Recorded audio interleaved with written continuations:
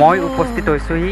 এইখনে আপোনাৰ ইতিহাস বিজড়িত আৰু ঐতিহাসিক এক শিৱস্থান, যিখন শিৱস্থান গছডালৰে আপোনাৰ যিডাল গা গছ আপোনালোকে দেখিবলৈ পাইছে আহঁত গছ, এই আহঁত গছডালেৰে গোটেই বেৰি ৰাখিছে।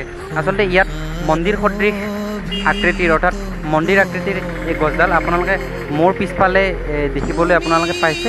এই মন্দিৰৰ সদৃশ পৰিৱেশ, ইয়াত বৰষুণ দিলেও আচলতে এই শিৱস্থানখন কোনো ধৰণৰ বিক্ষত নোহোৱাকৈ ইয়াত এনেকৈ আছে।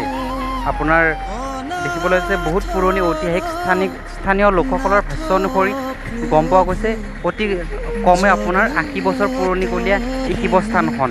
আৰু শাওণ মাহৰ প্ৰত্যেকটো সোমবাৰ আৰু আপোনাৰ শিৱৰাত্ৰিৰ সময়ত ইয়াত ভক্তৰ যথেষ্ট সমাগম হোৱা দেখিবলৈ পোৱা যায়। আচলতে এইখনেই হৈছে আপোনাৰ শিৱস্থান, যিখন শিৱস্থান আপোনাৰ নগাঁও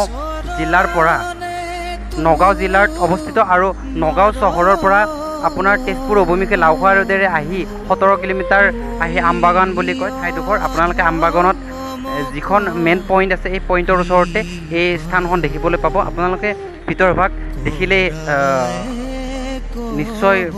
নিশ্চয়কৈ আপোনালোকে ভাবিব যে এইটো হস্তনিৰ্মিত বুলি। আচলতে এইটো হস্তনিৰ্মিত নহয়, এইটো এক প্ৰকৃতিৰ এক কি বুলি ক'ম, আপোনাৰ প্ৰকৃতিয়ে গঢ় দিয়া প্ৰকৃতি সৃষ্ট আপোনাৰ এক ঐতিহাসিক শিৱস্থান। গতিকে আপোনালোকেও আহক, ইয়াত শাওণ মাহৰ প্ৰত্যেকটো সোমবাৰ হওক বা আপোনাৰ যিকোনো আপোনাৰ পূজাৰ সময়ত ইয়াত ভক্তৰ সমাগম হোৱা দেখিবলৈ পোৱা যায়।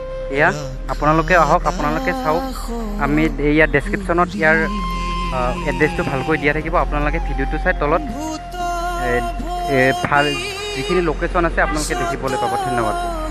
নগাঁও জিলাৰ অন্তৰ্গত আমবাগানত এটা ঐতিহাসিক শিৱ মন্দিৰ, যিটো শিৱ মন্দিৰত আপোনালোকে ইয়াত দেখিবলৈ পাইছে ভিতৰভাগ অৰ্থাৎ মন্দিৰ সদৃশ দেখিবলৈ।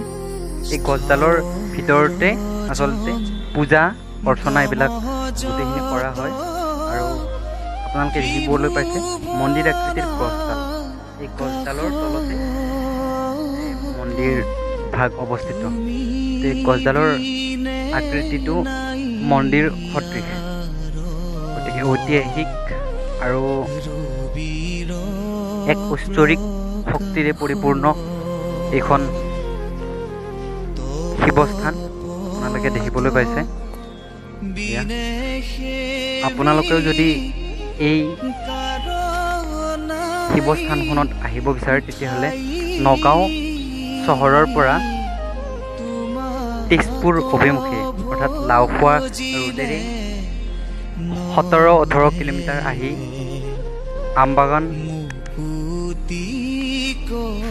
এই ঠাইখিনিত আপোনালোকে এইটো প্ৰত্যক্ষ কৰিবলৈ পাব। এয়া আপোনালোকে দেখিবলৈ পাইছে এইখিনি।